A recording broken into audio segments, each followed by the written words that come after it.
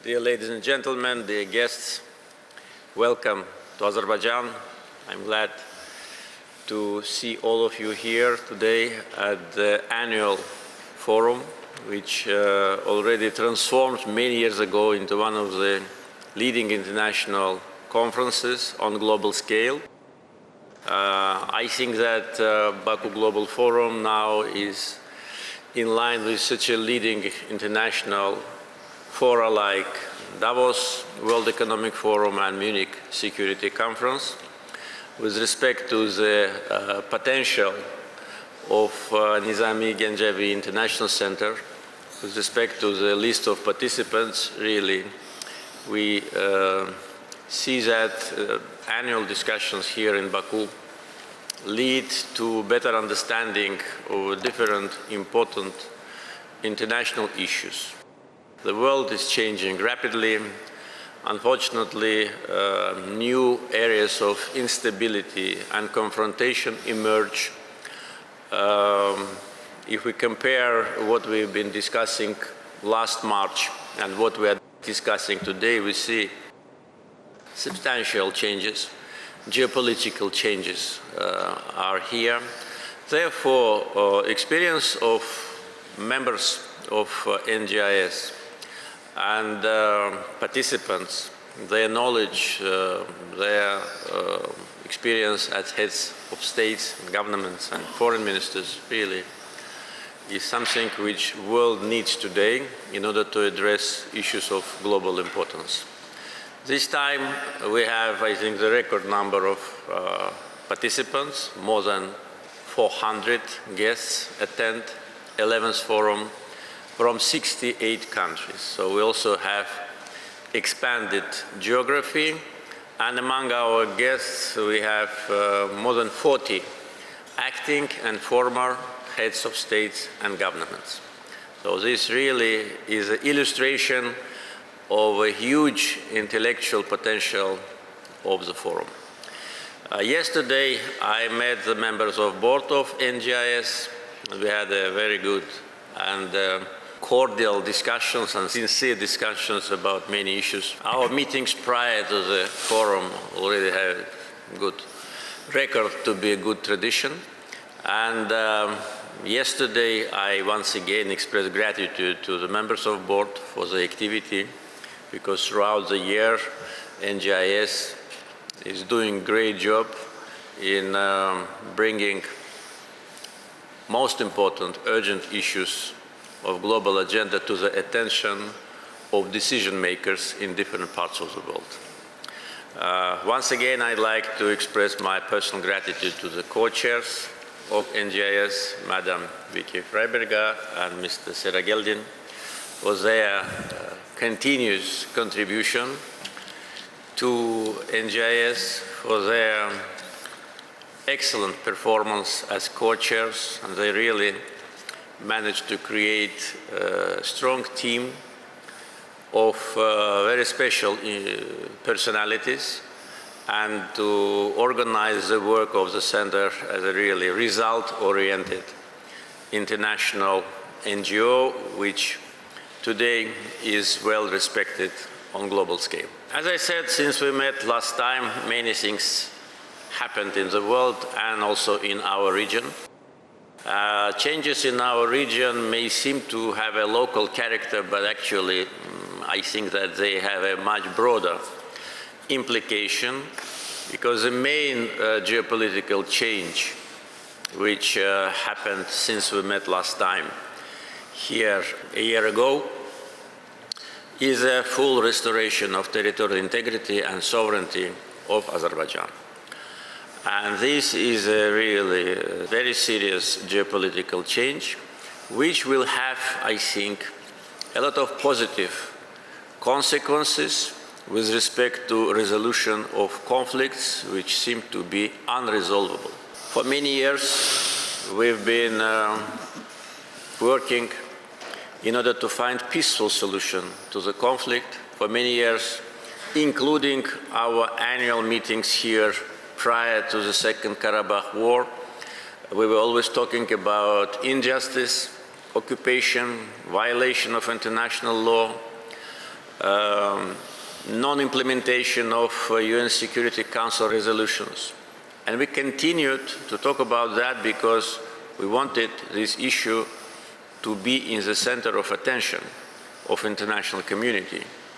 We wanted justice to prevail, but unfortunately, it didn't happen by peaceful means. For 28 years of the activity of the former Minsk group, result was zero. And 28 years now, when we analyze and look back how it continued, we are absolutely sure that the main objective of the Minsk group was not to resolve the conflict, but to freeze it, to make Armenian occupation eternal, and to try to communicate with us inevitability of our agreement with occupation. This is the main reason why the conflict was not resolved by peaceful means, along with, of course, unconstructive position of Armenian governments, different governments starting from the beginning of the 90s until today. There was another message which regularly was channeled to us from the world's leading capitals, that there is no military solution to the conflict. We said, yes, okay, we may agree with that, but what is the alternative? If alternative is to agree with occupation and agree with existence of a separatist regime on almost 20% of our international recognized territory, that's not something we can agree with. We can agree that there can be no military solution in one case, if you, the Minsk Group co-chairs, the leading countries of the world, permanent members of United Nations Security Council, will force occupational forces of Armenia to withdraw from our lands. You, who yourself adopted 4 United Nations Security Council resolutions which demanded immediate and unconditional withdrawal of Armenian troops from Azerbaijani territories, you should provide implementation of these resolutions, otherwise the conflict will never be resolved. Unfortunately, all our attempts to find a peaceful solution to the conflict failed, and the reason I already explained. So the resolution of the conflict by military political means actually demonstrates that in order to achieve peace, sometimes you have to use military option. And that's what is happening now. Now we are closer to peace with Armenia than ever before. Never in the history of independence of the Southern Caucasus, the peace was not as close as today. And this is a result of Second Karabakh War. This is a result of anti-terror operation which we held last September for less than 24 hours and put an end to separatism forever in Azerbaijan and restored our sovereignty and territorial integrity. That's why when I say that what happened here in Azerbaijan during the last 3-4 years is not an issue of local character. It has a lot of already positive implications on the situation not only in the Southern Caucasus. I think it can be used as a pattern to resolve conflicts which seem to be unresolvable, but first of all, of course, with the prevalence of international law. International law norms were on our side. Azerbaijan was a subject of illegal occupation and ethnic cleansing and genocide. All these are well-known historical facts. And we restored justice and international law ourselves. No one helped us, we did it ourselves. And we demonstrated strong political will and also our potential, because strong political will without strong military capability and unity of the people will not lead to success. So a combination of all factors, our economic development, our financial capability, our defense capability, training of our military personnel, active and proactive foreign policy when all the leading international organizations like United Nations, OSCE, Non-Aligned Movement, Islamic Cooperation Organization, and others fully supported Azerbaijan's position on the issue of territorial integrity. Was it possible to avoid military solution? Yes. And yesterday we discussed broadly with the members of board, and I a little bit opened the curtain of insights. There was a chance to reach an agreement in 2018 when there was a change of government in Armenia, and we got assurances from a new Armenian government that they will behave in line with international law and territories will be returned.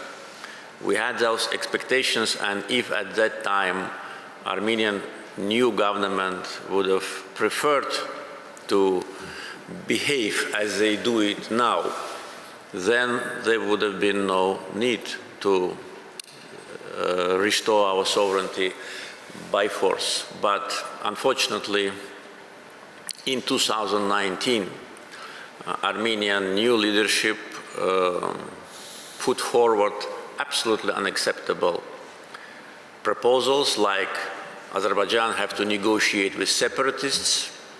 All what has been elaborated as a basis for peace agreement should be wiped out, and everything should start from scratch. And Armenia is not going to return 1 centimeter of occupied territories.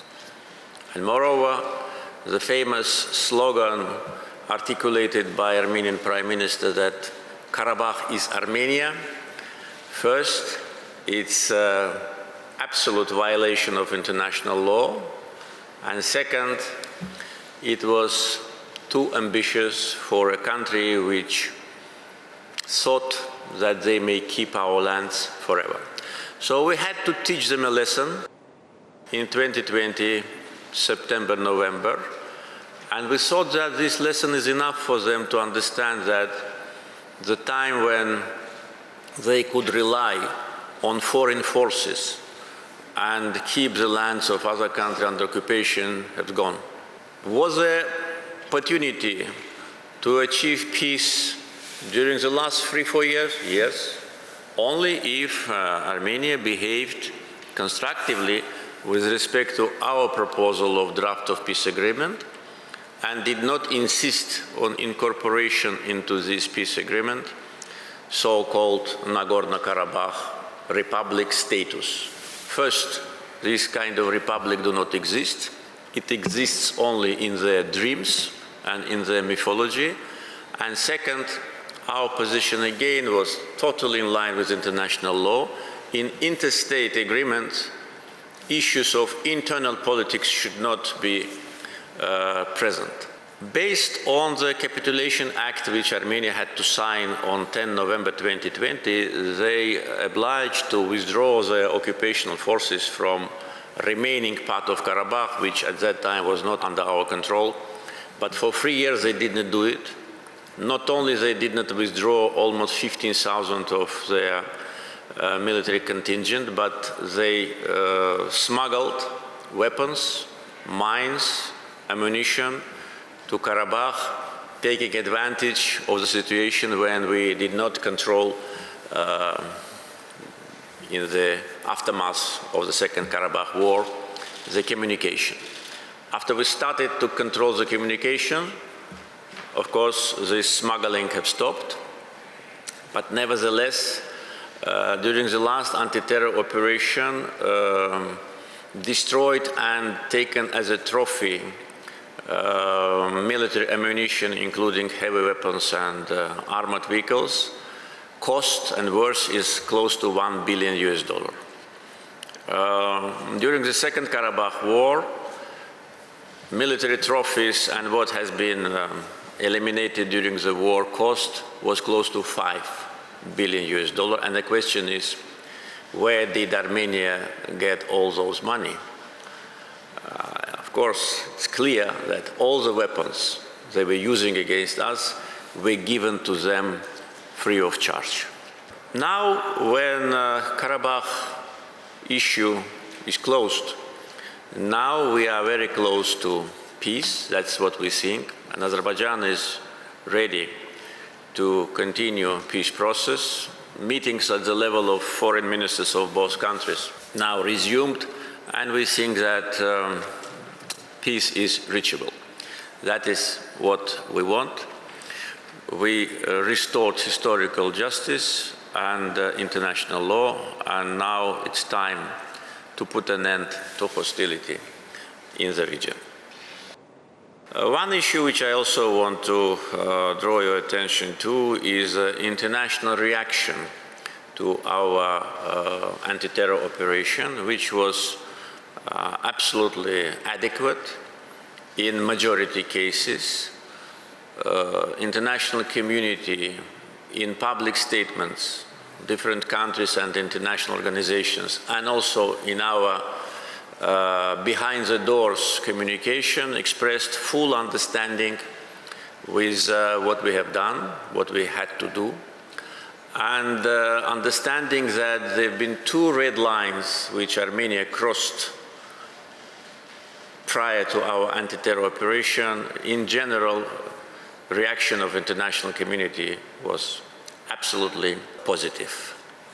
To inform you about some details, just want to say what happened in the beginning of September and why anti-terror operation happened in September. Because in the beginning of September, Armenian Prime Minister sent a congratulatory letter to separatist regime in Karabakh, congratulating them with so-called independence.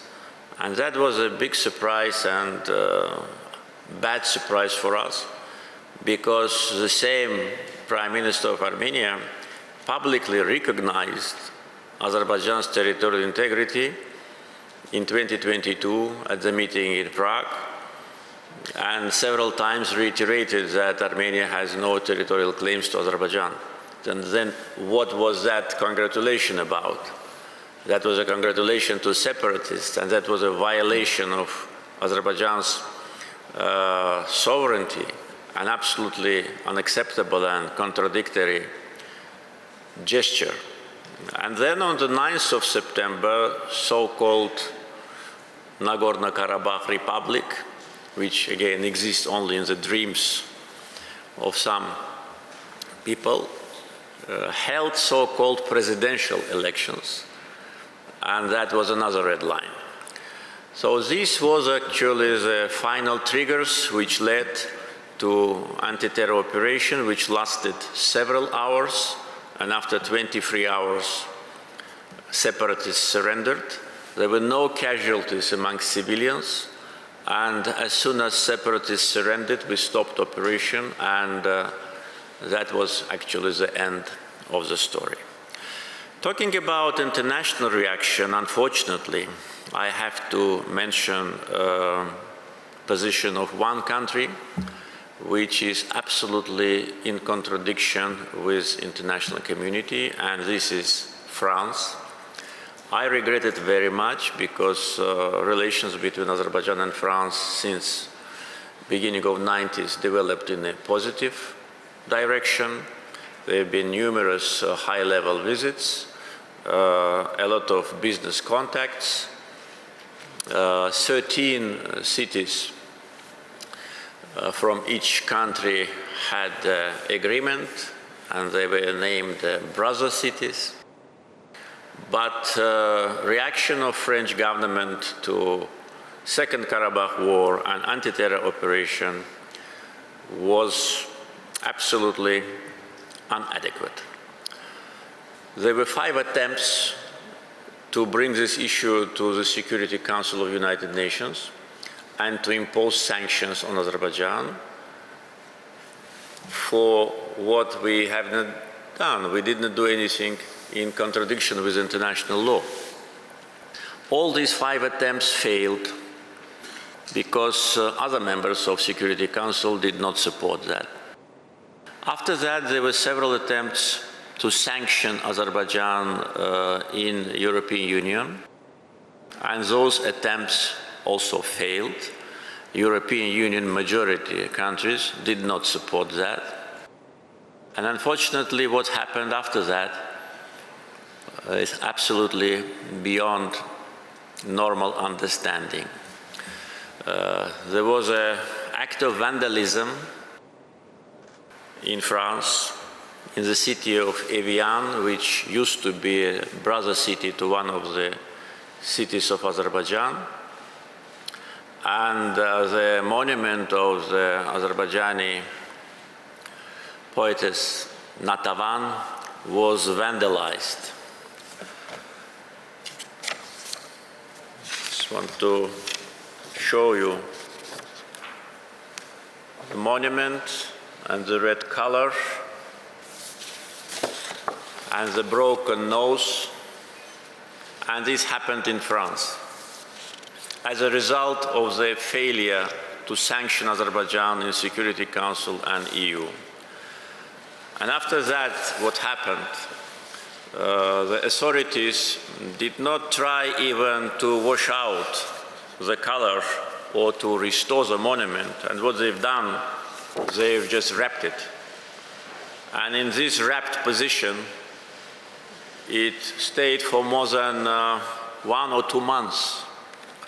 And all our requests to the French authorities, through our embassy and other channels, and to the mayor's office of Evian, to stop continuing the vandalism, because wrapping it like this and keeping it there without even an attempt to clean this red color is a vandalism in itself.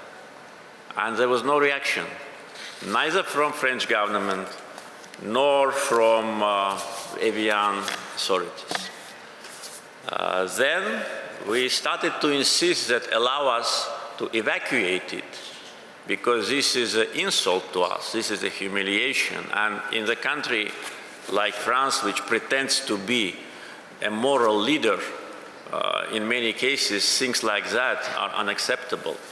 But it took us, again, several months to be able to evacuate it from Evian and bring it to the garden of Azerbaijani Cultural Center in Paris, where now Natavan is staying. This is just illustration of what we are facing after we restored our sovereignty. And this is illustration about double standards. France, which declared that they will send troops to Ukraine to help Ukraine to restore its territorial integrity, tries to punish Azerbaijan for our restoration of territorial integrity. Another topic which I want just to bring to your attention, and we discussed it broadly yesterday, it is a COP29. We count very much on NGIS to be active partner of Azerbaijan in preparation and during the conference. COP29 in Azerbaijan is a recognition of Azerbaijan's efforts with respect to green transition. As I said many times, including public comments, the fact that we have oil and gas is not our fault, and we should not be criticized for that.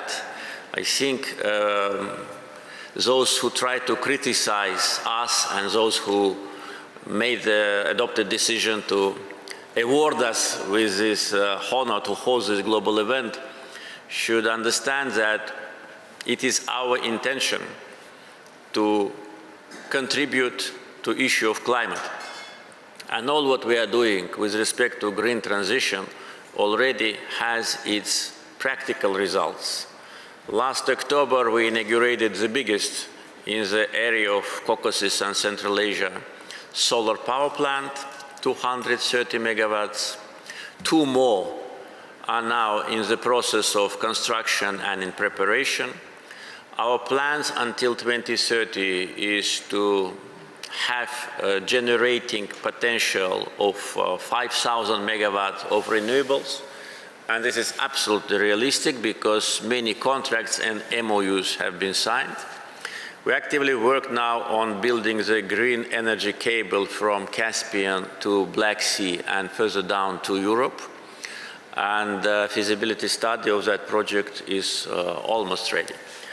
So COP29 will be for us first chance to demonstrate that the country which lives independently and do not depend on anyone can successfully develop. It is a demonstration of our right policies that Azerbaijan pursues for the last 30 years. And also, from a practical point of view, it will be a chance for us to contribute to solidarity, because 4 years of our chairmanship in non-aligned movement created a very special atmosphere in this second after UN international institution of 120 countries. With 9 members of EU, Azerbaijan signed declarations on strategic partnership. We are members of Islamic Cooperation Organization with more than 50 members. So we have capability in bringing together different countries, and that is what is needed now to address the issues of climate. I don't want to take much of your time. I know that you have a very busy program. I will conclude now, once again, expressing gratitude to all our participants for being with us, especially to NGIS, and wish the forum success. Thank you.